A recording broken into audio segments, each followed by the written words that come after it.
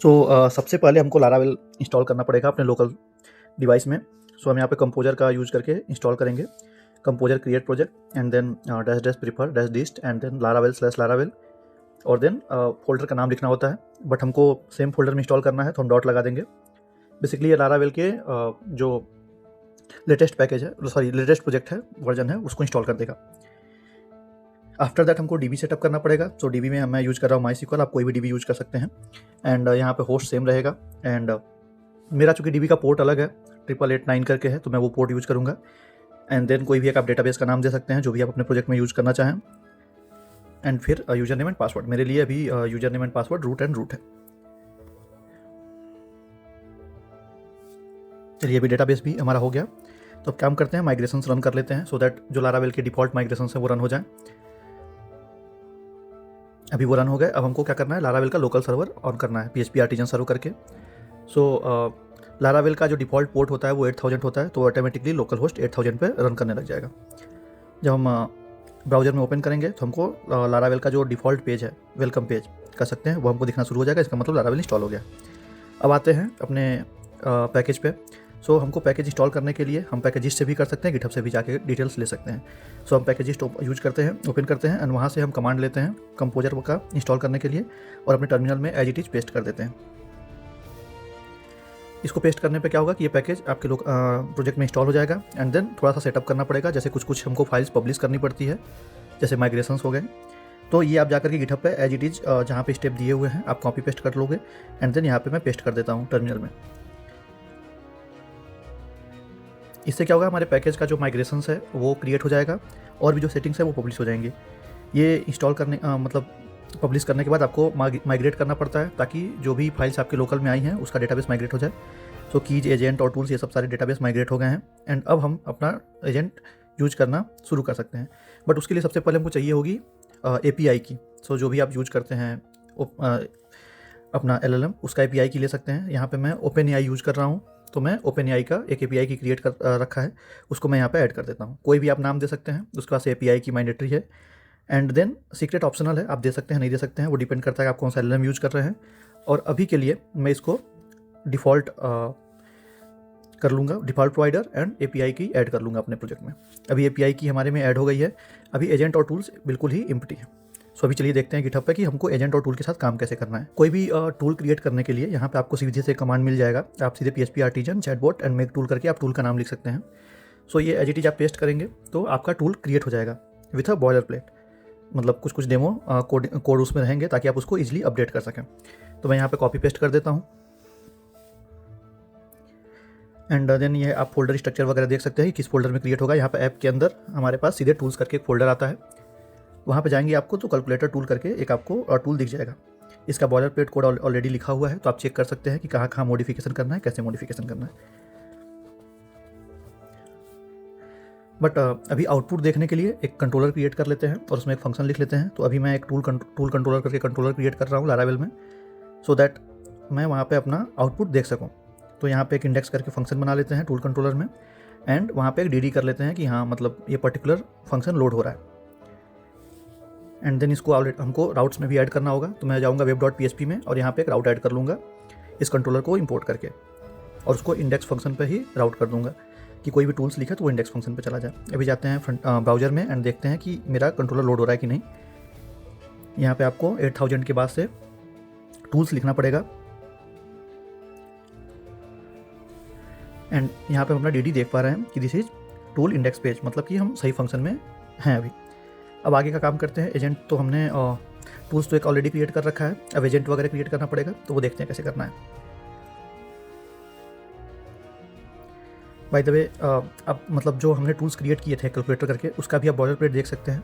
इसमें properties add करना पड़ता है, पैराम्स ऐड करना पड़ता है कि क्या क्या मिलेगा आपको, वैलिडेशंस हैं एंड रिटर्न भी आप अपने हिसाब से स्ट्रक्चर वे में कर सकते हैं ताकि LLM रीड करके उसको रिटर्न कर रहे हैं। तो चलिए अभी के लिए हम क्या करते हैं, एक नया टूल बनाते हैं वेदर करके। कैलकुलेटर का तो आप इजीली देख सकते हैं, हम जो थोड़ा बहुत एडिट करना होगा वो वेदर ऐप में करेंगे, वेदर टूल में करेंगे। हमने लिखा command PHP artisan chatbot make tool and weather tool. ये भी टूल्स फोल्डर के अंदर ही आएगा और यहाँ पे हमको क्या करते हैं, अभी देख रहे हैं कि क्रिएट हो चुका है। अब आते हैं टूल्स में मुझे 2 दिख गया, बट हमको एजेंट क्रिएट करना पड़ेगा क्योंकि कोई भी टूल किसी न किसी एजेंट से ही जुड़ा हुआ होता है इसमें। तो यहाँ पे हम कोई भी एजेंट का एक नाम दे देंगे। मल्टीपल एजेंट भी क्रिएट कर सकते हैं अपने लिए, तो मैं अभी के लिए टेस्ट एजेंट करके एक एजेंट ऐड कर दे रहा हूँ, बाकी ऑप्शनल फील्ड्स छोड़ दे रहा हूँ। प्रोवाइडर में ओपन कर देते हैं एंड देन टूल्स भी सिलेक्ट कर सकते हैं कि इस पर्टिकुलर एजेंट को कौन कौन से टूल्स का एक्सेस है। अभी के लिए केवल वेदर का एक्सेस दे रहा हूँ मैं। तो ये क्या करेगा, बेसिकली हमको वेदर की डिटेल देगा किसी पर्टिकुलर प्लेस पे। तो अभी जाते हैं कोड में और यहाँ से मतलब गिटहब से भी आप कॉपी कर सकते हैं एज इट इज़ कि कैसे एजेंट को लोड करना है। तो यहाँ पे मैं गया अपने इंडेक्स पेज में और हमने एजेंट को लोड कर लिया। अब एजेंट का स्लग यहाँ पे लिखना पड़ता है। स्लग कहाँ से मिलेगा, आप सीधे यूआई में जा करके पर्टिकुलर एजेंट के व्यू पे जा करके आप सीधे स्लग उसका ले सकते हैं। तो यहाँ टेस्ट एजेंट करके मेरा स्लग ऑलरेडी जनरेट हो चुका है। तो यहाँ पे मैंने अपना स्लग ऐड कर दिया और ऊपर हमको यूज भी करना पड़ेगा, इंपोर्ट भी करना पड़ेगा। तो वो जो मैंने इंपोर्ट कर लिया। अब मेरा एजेंट लोड हो चुका है। अब नॉर्मली एक बार क्या करते हैं, एजेंट को ही कॉल करके देखते हैं कि क्या वो आंसर करता है कि नहीं करता है। सो उसका भी हमको syntax as it is GitHub से मैंने कॉपी कर लिया है और पेस्ट कर दिया अपने इंडेक्स फंक्शन में। सो अभी के लिए क्वेरी देते हैं हेलो हाउ आर यू और डीडी करते हैं, रिस्पॉन्स को देखते हैं क्या आता है। हम जाएंगे अपने पेज को अभी रिफ्रेश करेंगे। तो यहाँ पे हमको एलएलएम की तरफ से रिस्पांस मिल गया है, I am an AI model design to assist you. And साथ में मॉडल भी मिल गया है जो बाय डिफ़ॉल्ट वाला है। प्रॉम्प्ट कितना यूज हुआ है, टूल्स कोई कॉल नहीं हुआ है एंड कोई भी एग्जीक्यूट नहीं हुआ है कोई भी टूल। सो ये सारी डिटेल्स हमको डायरेक्टली रिस्पांस में मिल जाएगी। बट हमें क्या करना है, अपने यूज़ करने के लिए अगर चाहिए तो केवल और केवल कंटेंट को ही हम प्रिंट कर सकते हैं। अगर हमको बाकी यूजेज भी लॉग करना है तो हम नॉर्मली रिस्पांस का यूज़ कर सकते हैं, बाकी के पैरामीटर्स यूज़ कर सकते हैं। सो अभी मैंने इको कर दिया कंटेंट और चलिए यहाँ पे क्या करते हैं, इस बार क्वेश्चन चेंज कर देते हैं कि can you tell me a joke on programming. So let's see LLM क्या जोक सुनाता है। Okay, why don't programmers like nature because it has too many bugs. So ये जोक एलएलएम ने दिया हमको। सो मतलब हमारा एजेंट अभी प्रॉपर वर्क कर रहा है। अब देखते हैं कि क्या ये टूल कॉल्स कर रहा है ढंग से कि नहीं कर रहा है। सो उसके लिए भी कई सारी सेटिंग्स हैं। यहाँ पे भी आप एडवांस ऑप्शन में टेम्परेचर वगैरह सब सेट कर सकते हैं और टोकन भी सेट कर सकते हैं, इवन मॉडल भी आप सेट कर सकते हैं। अभी के लिए मुझे टूल का यूज़ देखना है कि ये टूल सही से कॉल कर रहा है कि नहीं। मैंने आपको दिखाया था कि वेदर टूल हमने ऐड कर रखा है इस पर्टिकुलर एजेंट में। सो अभी उस टूल को देखते हैं कि ये कॉल करता है कि नहीं। तो इसके लिए हमको क्या करना पड़ेगा, वेदर से रिलेटेड जानकारी लेनी पड़ेगी। तो अभी मैं क्वेश्चन एक बार चेंज कर देता हूँ और इसको बेंगलोर के वेदर के बारे में पूछता हूँ। बट उसके पहले हमको टूल को भी सेटअप करना पड़ेगा, राइट। अभी वेदर टूल मैंने बस इंस्टॉल किया था। तो अभी चलेंगे उसके बॉयलर प्लेट में और कुछ अपडेशंस करेंगे। लाइक उसका डिस्क्रिप्शन थोड़ा बहुत चेंज करेंगे। पैरामीटर्स में पैराम 1 लिखा हुआ है, यहाँ पे बेसिकली सिटी आनी चाहिए क्योंकि हमको सिटी मिलेगी, राइट। और उसके अकॉर्डिंग हम API वगैरह कॉल कर सकते हैं। तो अभी यहाँ पे डॉक्यूमेंटेशन में आप टूल्स गाइड वगैरह में जा सकते हैं। आप प्रॉपर डिस्क्रिप्शन देख सकते हैं कि मतलब टूल को कैसे हम बना सकते हैं और कैसे हम उसके सिंटैक्स को लिख सकते हैं। सो अभी हम चलते हैं अपने टूल्स पे और यहाँ पे थोड़े थोड़े अपडेट्स करते हैं। जैसे कि अभी ये पैराम्स में सिटी आनी चाहिए ताकि हम सिटी निकाल सकें और कोई API कॉल करके पता लगा सकें कि उस पर्टिकुलर सिटी में कैसा वेदर है। तो यहाँ पे हम रिस्पांस में अभी के लिए केवल कंटेंट लिखेंगे डेटा करके। आप और भी ऐड कर सकते हैं, एलएलएम उतना ही अच्छा आपको रिजल्ट देगा। तो अभी के लिए मैं स्टैटिक डेटा डालता हूँ, weather in Bangalore is sunny and 25 degree Celsius. तो अभी के लिए मतलब ये स्टैटिक कंटेंट है। यहाँ पे हम ऊपर जाएंगे थोड़ा सा, तो अभी प्रॉपर्टीज़ वगैरह में भी हमको केवल सिटी मिलनी चाहिए। डिस्क्रिप्शन हमने चेंज कर दिया। प्रॉपर्टी में भी क्या करेंगे कि हम बताएंगे कि सिटी चाहिए हमको, उसका टाइप स्ट्रिंग होना चाहिए और उसका डिस्क्रिप्शन लिखना बहुत इंपॉर्टेंट है क्योंकि वो उसी के हिसाब से चीज़ों को देखता है। और ये रिक्वायर्ड कर देंगे कि मतलब इस टूल को कॉल करने के लिए सिटी तो रिक्वायर्ड ही है, विदाउट सिटी हम नहीं बता सकते वेदर, राइट। उसके बाद से हम वैलिडेट भी कर सकते हैं अपने आर्ग्यूमेंट्स को कि वो सही आ रहा है कि नहीं आ रहा है। एंड देन यहाँ पे हम एक API कॉल का कुछ कोड लिख सकते हैं। अभी के लिए तो मैं स्टैटिक ही डेटा पास कर रहा हूँ बिना API लिखे। एंड देन यहाँ पे आप रिस्पॉन्स अपना सेंड कर सकते हैं जो भी सेंड करना चाहते हैं। तो अभी हमारा टूल जो है वो पूरी तरीके से बन के तैयार हो गया है।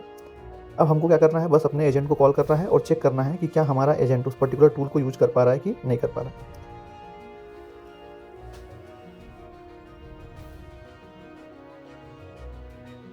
तो अभी हमारे कंट्रोलर पे अपने एंड यहाँ पे जो क्वेश्चन था मेरा वो था what is the weather in Bangalore. तो अभी हमको स्टैटिक रिस्पांस मिलना चाहिए अगर हम ब्राउज़र पे जाते हैं तो, जो हमने ऑलरेडी वहाँ पे रिटर्न कर रखा है।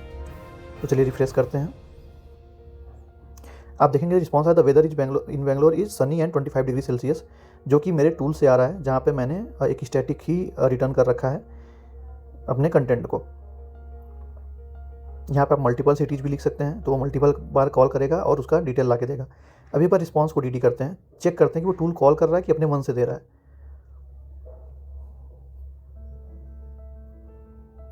सभी आप रिस्पॉन्स में देखेंगे कंटेंट है, मॉडल है, यूजेज है। टूल कॉल्स में एक टूल दिखा रहा है जो कि आपको दिख रहा है, फंक्शन है जो कॉल किया उसने। कौन सा फंक्शन है ये जानने के लिए हम जब उस पर क्लिक करते हैं तो ये बता रहा है वेदर टूल, मतलब कि इसने वेदर टूल के फंक्शन को कॉल किया और सिटी एज अ बेंगलोर उसने पैरामीटर में पास किया और उसी सेम टूल को एग्जीक्यूट किया और उससे रिस्पॉन्स लेकर के आया। सो इससे क्या होता है कि हम अपने मल्टीपल टूल्स को भी इंटीग्रेट कर सकते हैं, जो LLM के कैपेसिटी में नहीं है वो एक्सटर्नल से डेटा ला करके हमको दे देगा। तो इस तरीके से हम एजेंट और टूल्स के बीच कम्युनिकेट कर सकते हैं।